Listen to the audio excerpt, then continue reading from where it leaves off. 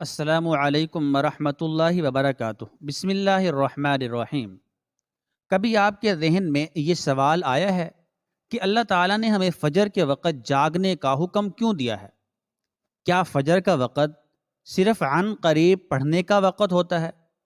کیا اس وقت کے پیچھے ایک راز پوشیدہ ہے؟ وہ راز کیا ہے؟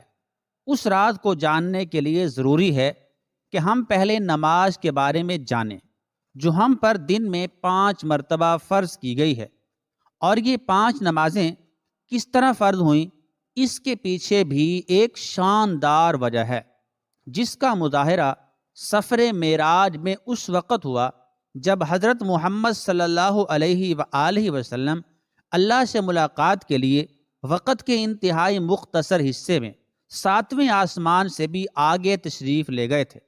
اس رات اللہ تعالیٰ نے ایک خاص پس منظر میں اپنے حبیب صلی اللہ علیہ وآلہ وسلم کو آسمان پر بلایا اور اپنے خصوصی انعامات سے نوازا۔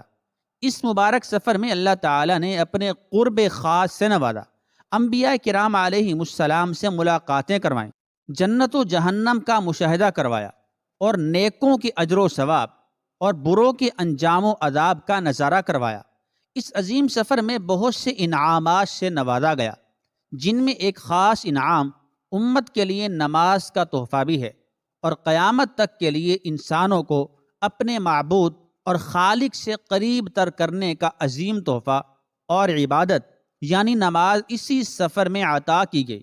معراج کی رات جب آپ صلی اللہ علیہ وآلہ وسلم کو اللہ نے 50 نمازوں کا حکم دیا تو حضرت موسیٰ علیہ السلام کے کہنے پر آپ نے اللہ تعالیٰ سے 50 نمازوں میں نرمی کی درخواست کی، اور ایسا کئی بار ہوا، یہاں تک کہ اللہ تعالیٰ نے امت محمدی صلی اللہ علیہ وآلہ وسلم کے لیے دن میں 5 نمازوں کا حکم دیا، جس کے بعد بھی حضرت موسیٰ علیہ السلام نے آپ صلی اللہ علیہ وآلہ وسلم کو 5 نمازوں میں کمی کے لیے اللہ کے پاس ایک بار پھر جانے کا مشورہ دیا، لیکن تب آپ صلی اللہ علیہ وآلہ وسلم نے فرمایا کہ میں نے اپنے رب سے کئی مرتبہ درخواست کر لی ہے، یہاں تک کہ اب مجھے حیا آ گئی ہے اور میں راضی ہوں، اور اس حکم کو ہر طرح سے تسلیم کرتا ہوں۔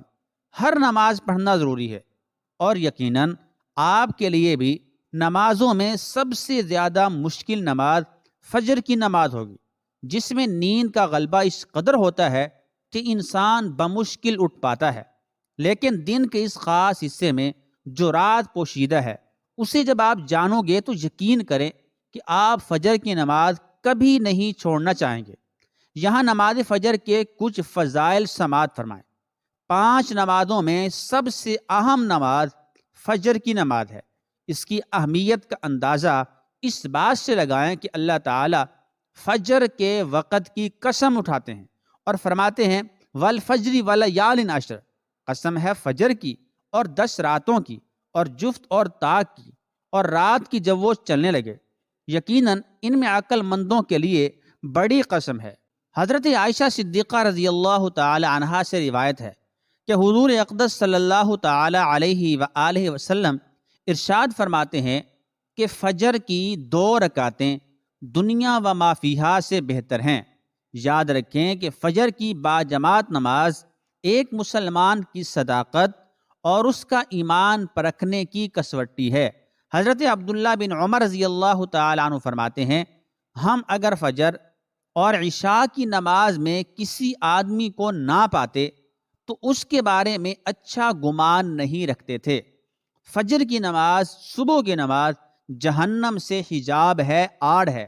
جناب رسول اللہ صلی اللہ علیہ وآلہ وسلم نے فرمایا جو شخص سورج نکلنے سے پہلے اور سورج ڈوبنے سے پہلے کی نمازیں یعنی فجر اور عصر پڑھتا ہے وہ ہرگز جہنم کی آگ میں داخل نہیں ہوگا۔ فجر کی نماز جنت کی ضمان ہے۔ رسول اکرم صلی اللہ تعالی علیہ وآلہ وسلم نے ارشاد فرمایا جو شخص 2 ٹھنڈی نمازیں یعنی فجر اور عصر پابندی سے پڑھتا ہے وہ جنت میں داخل ہوگا۔ سبحان اللہ۔ فجر کی نماز نہ پڑھنے پر وعید۔ حضرت عبداللہ رضی اللہ تعالی عنہ سے روایت ہے کہ جناب رسول اللہ صلی اللہ تعالی علیہ وآلہ وسلم کے سامنے ایسے شخص کا تذکرہ کیا گیا جو صبح ہونے تک سوتا رہتا ہے، یعنی فجر کی نماز ادا نہیں کرتا ہے، تو آپ صلی اللہ علیہ وآلہ وسلم نے فرمایا ایسے شخص کے کانوں میں شیطان پیشاب کر دیتا ہے۔ فجر کی نماز کے لیے کس طرح اٹھیں؟ کیونکہ اس وقت نیند کا بہت غلبہ ہوتا ہے۔ نمبر 1، رات کو حتی الامکان جلدی سوئیں۔ نمبر 2، سوتے وقت فجر کی نماز جماعت سے ادا کرنے کا پختہ ارادہ کریں اور ارادہ کرنے میں مخلص بھی ہوں۔ نمبر 3، ایسے اسباب اختیار کریں جن سے فجر کی نماز کے لیے اٹھنا آسان ہو، مثلا الارم والی گھڑی میں مناسب وقت پر الارم سیٹ کر کے اس کو مناسب جگہ پر رکھیں۔ اگر ان امور کی رعایت کر کے سوئیں گے تو انشاءاللہ تعالی فجر کی نماز جماعت کے ساتھ ادا کرنا آسان ہوگا۔ پھر بھی اگر کسی دن اتفاق سے بیدار ہونے میں، جاگ جانے میں تاخیر ہو جائے تو جس وقت بھی آنکھ کھلے سب سے پہلے نماز ادا کر لیں، انشاءاللہ تعالی تاخیر کا کوئی گناہ نہیں ہوگا، لیکن اس کو معمول بنانا گناہ پر مداومت کرنا ہے جو کسی بھی طرح جائز نہیں ہے۔ دنیا میں کئی ایسے لوگ ہیں جنہیں بے خوابی کی شکایت ہوتی ہے، جس میں وہ ساری رات سو نہیں پاتے اور پورا دن کام کاج کر کے جب رات کو بھی سو نہیں سکتے تب کئی طرح کی ذہنی اور جسمانی بیماریاں جنم لیتی ہیں، اور اس بیماری کا شکار آج ہر دوسرا تیسرا شخص ہو رہا ہے، جس کی بڑی وجہ اللہ تعالیٰ کے احکامات کو پیچھے چھوڑ کر دنیا کی رنگینیوں کے پیچھے بھاگنا ہے۔ ساری رات جاگنے کے بعد فجر کے قریب کچھ دیر نیند آ جاتی ہے، لیکن وہ نیند جسم کو پرسکون نہیں رکھتی، جس کی وجہ سے اکثر لوگ جاگتے جاگتے اور ہر قسم کی دوائیوں کے استعمال کے باوجود جب سو نہیں پاتے تو وہ اللہ تعالیٰ سے یہ سوال ضرور کرتے ہوں گے کہ اے اللہ تعالیٰ مجھے نیند کیوں نہیں آتی؟ آخر کیا وجہ ہے؟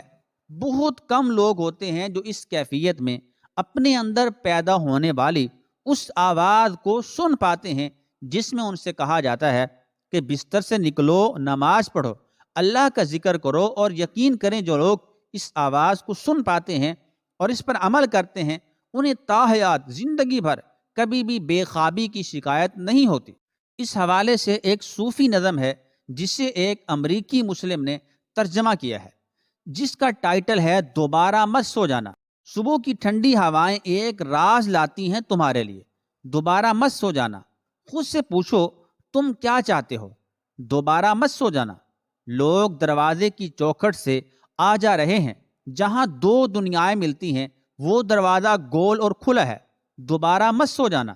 اس نظم میں بیان کردہ دروازہ ہماری دنیا اور اس دوسری دنیا کا ہے جہاں سے فرشتے ہر صبح اور شام کو اترتے ہیں، جن کا ذکر اس حدیث پاک میں ملتا ہے، جس میں آپ صلی اللہ تعالی علیہ وآلہ وسلم نے فرمایا ہے کہ رات اور دن میں فرشتوں کی ڈیوٹیاں بدلتی رہتی ہیں، اور فجر اور عصر کی نمازوں میں ڈیوٹی پر آنے والے اور رخصت پانے والوں کا اجتماع ہوتا ہے۔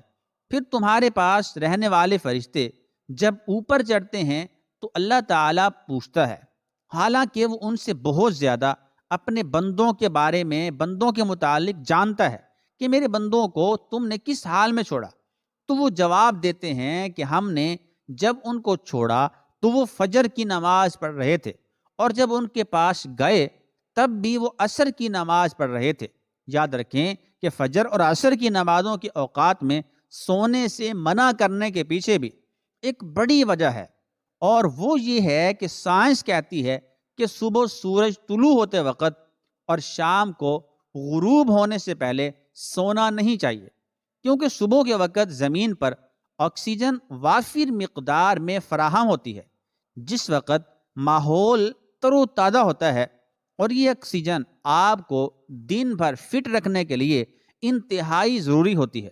تو جو اس وقت سو جاتا ہے تو وہ اس تازہ آکسیجن سے محروم رہ جاتا ہے، اور عصر کے وقت زمین پر آکسیجن کی کمی ہو جاتی ہے، تو اگر کوئی سو جاتا ہے تو اس کو آکسیجن کی فراہمی کم ہوتی ہے، جس کی وجہ سے جب وہ جاگتا ہے تو اس کے سر میں درد اور طبیعت بوجھل ہو جاتی ہے، اور یہی بڑی وجہ ہے کہ دین اسلام میں ان دونوں اوقات میں سونے سے منع فرمایا گیا ہے۔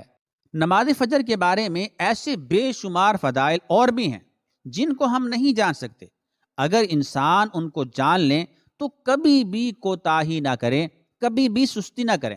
رسول اکرم صلی اللہ تعالی علیہ وآلہ وسلم کا فرمان ہے، اگر وہ لوگ عشاء اور فجر کی فضیلت کے بارے میں جان لیں تو وہ ضرور بھی ضرور نمازوں میں حاضر ہوں گے، چاہے ان کو خود کو گھسیٹتے ہوئے ہی آنا پڑے۔ اب آپ خود اندازہ کیجئے کہ ایک طرف ان دونوں نمازوں کی یعنی فجر کی اور عصر کی کتنی فضیلت و اہمیت ہے، اور دوسری طرف ان کی ادائیگی میں کتنی سستی اور لاپرواہی برتی جاتی ہے۔ اللہ تعالی ہم سب کو 5 وقت نماز پڑھنے کی توفیق عطا فرمائے، آمین ثم آمین۔